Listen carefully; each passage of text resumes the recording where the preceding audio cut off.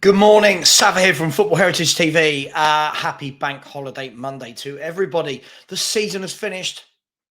Praise the Lord. Whoever you believe in, whether you believe in anybody or not, thank the football gods. The season has finished.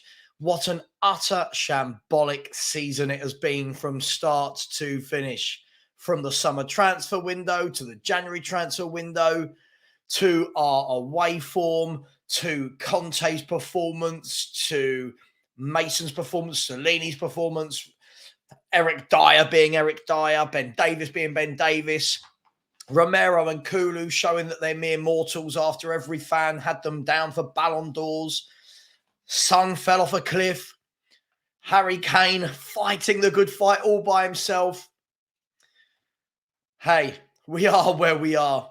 Somebody just sent me a message and said the season was bookmarked even by 2 4-1 wins. So it was the 4-1 win at home against Southampton on the first day of the season and the 4-1 away, 4-1 win away against Leeds on the last day of the season against 2 relegated clubs. And what they said was, if you look at that sandwich, that was good. That was good. All the rest in the middle was absolute rubbish. And he's not wrong. So why are we here this morning?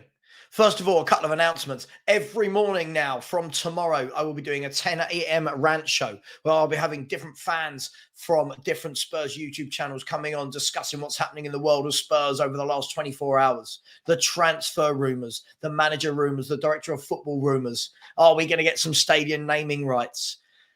Every day is going to be a cracker. You know it is with Tottenham. And every day at 4 p.m, we'll be doing a transfer show across the Premier League, including, obviously, Tottenham Hotspur to kick us off with on those transfer shows. Who's going where? Why are they buying them? Who are Spurs missing out on? But this morning, we're going to talk about Ange Postecoglou and Brendan Rodgers. Now, I'm here with a few harsh truths, and I know some people will love me for this, and I know 50% will hate me for this. And lots of the trolls will go, oh, Sava, you've got no ambition. No, Sava just understands reality. And unfortunately, as the title suggests, we need to wake up. Postecoglou and Rodgers, chuck Potter in there as well if you want. This is our level. Love it, hate it, don't believe me, believe me. This is the truth. These are our level. Everyone thinks that our level is top managers because we signed Jose, because we signed Conte. At the same time, most people, sensible people, acknowledge that those signings were completely wrong for this football club.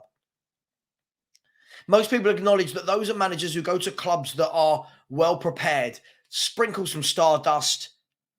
By that, I mean a couple of top players, go and win the league, go and win cups. That doesn't happen at Tottenham because we need more than a little bit of stardust, don't we? We need to implement a philosophy and a plan. And unfortunately, we're becoming less and less attractive to managers and to players. You've got to remember what we see and read about our club, what we witness, the history that we have seen, unfortunately. So do all the agents of these managers. So do the managers themselves. So do the agents of the players and the players themselves. Everyone sees what's going on at Tottenham. So when we sit around and moan and bitch about, oh my God, the club is dreadful and we've got no direction, but all of these things are true, but it doesn't mean we're the only ones that see it. And then we question, oh, why hasn't so-and-so jumped at the chance to manage us? Why hasn't so-and-so jumped at the chance to play for us? Well, it's not attractive anymore. Could it be attractive to younger players? The name Tottenham Hotspur, 8th in the Premier League. It could be if you're a younger player playing abroad, a younger player playing in the lower leagues, a younger player in the bottom half of the Premiership. Of course it's attractive. But one of the conversations we had last night, and I'll go back to this later, was about players like Vardy and about James Maddison. And before I go on to Postecoglou and Rodgers, let me talk about those two. There were fans in the chat just saying, just offer. Like Vardy, just offer. If you're not in it, you can't win it. It doesn't work like that, right? For example, Vardiol is the most sought after defender in world football. He is a colossal centre back. And fans think that he's going to choose Tottenham. First of all, fans think that we can outbid rivals for him. And by rivals, I mean the teams that are better than us that actually win things. So first they think we can outbid them. Then they think that we can match the salary demands that these clubs will pay him, which will be 400-500 grand a week. Then they think that we can actually put down a proposal in terms of a vision for the club and a strategy and a plan that will entice players like Vardiol to join. Whilst over here, he's talking to Real Madrid and Man City, and they're going, hey, we're Real Madrid, we're Man City. Come and join us, you will win things. Come and join us, you will be playing for the biggest clubs in world football. Come and join us, look at our legacy, look at our history of winning trophies, look at our vision, our plan, our structure.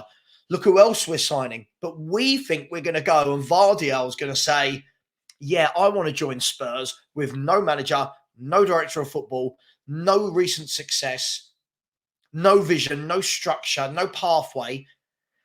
I get it, right? I get it. Every football fan wants to think that their club is great and their club can just go and buy and spend and that money can get you out of anything.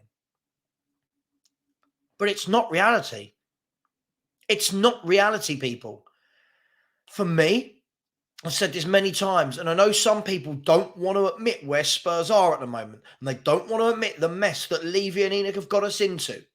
They don't want to admit that we've messed up with Conte, with Jose, with Nuno. They don't want to admit that.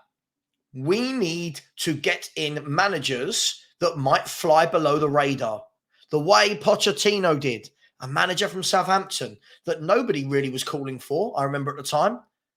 If I'm right, I think everyone wanted, was it Hiddink or whoever it was, Van Gaal, whoever it was at that time, I think everyone wanted. We got Poch, and now fans love and adore the man more than anything. Well, let's learn that lesson 5, 6, 7, 8, 9 years later, shall we? Because from the manager perspective, a Postecoglou, a Rodgers, I see everybody belittling these men. Now, this isn't a video for me to go, please hire one of these two, because I know some people will be silly in the chat and will think that. But my point is this, when we belittle these managers, why are we belittling them? Oh, we don't want them. He nearly took Leicester down. Okay, but we could say for Brendan Rodgers that he also won an FA Cup with Leicester, something we've not been able to do for 30-odd years. He had Leicester in multiple top 4 races when they shouldn't have really been. They weren't that great a squad. He had Liverpool second and in a massive title race with Chelsea, Jose Mourinho's Chelsea that year. He's won titles at Celtic as well. And yet we look at that and go, oh, not Brendan Rodgers. Oh, if Brendan Rodgers joins, I'm not going to support this club. Blah, blah. Why? Why are we so much better than a Brendan Rodgers? Now, break this down. Why? Is it all the medals we win? Is it all the top world-class signings we make? I can't remember the last time we made anyone remotely class as a signing, let alone world-class. But yet we can belittle Rodgers and, oh, we don't want him.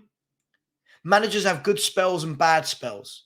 Just because he had a bad spell for the last year or so at Leicester doesn't mean he couldn't do a good job here. Doesn't mean he couldn't build. But again, I'm not championing him to come. I just don't understand the mindset of fans that think we are this great giant. We are not.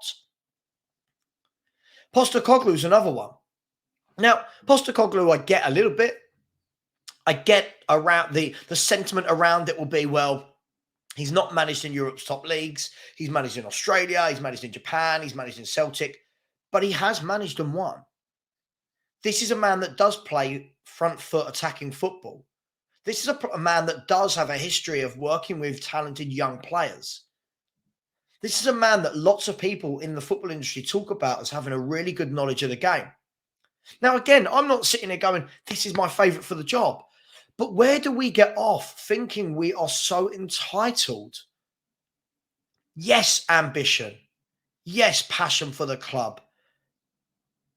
But just because we've witnessed it, you go and hire a Jose and Conte. They get frustrated because they can't get the players they want because those players one, are out of our capability. Two, don't want to join Tottenham Hotspur. Everyone went mad about a Bastoni last year. Bastoni will join because he loves Conte. Come on, get real. Still fans were saying, don't worry, he's joining this summer. Those fans, hold your hands up if you were one of those fans that said that. The reason that we got long round loan is because Bastoni's waiting for this summer. Come on. Bastoni's in a Champions League final, signed a new contract with Inter Milan. Spurs need to scout and get these players before they are 70, 80 million pounds. Spurs need to go and find the next N'Golo Kantés from France, the next Mahrez from France.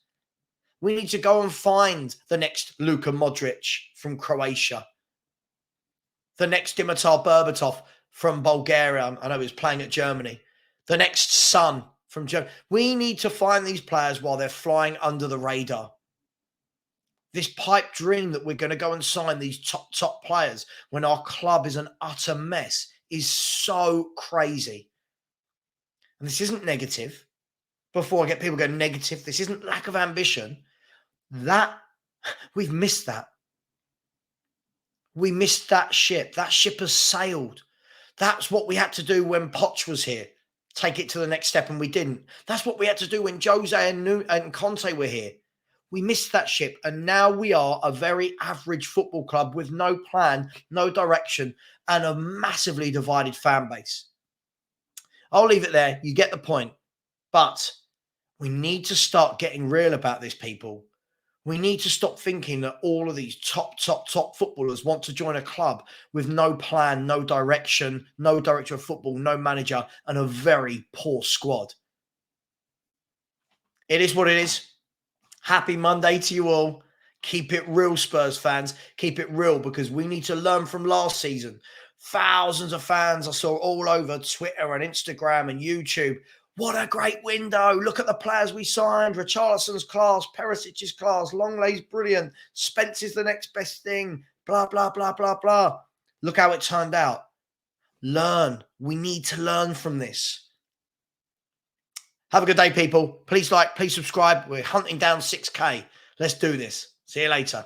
Bye-bye.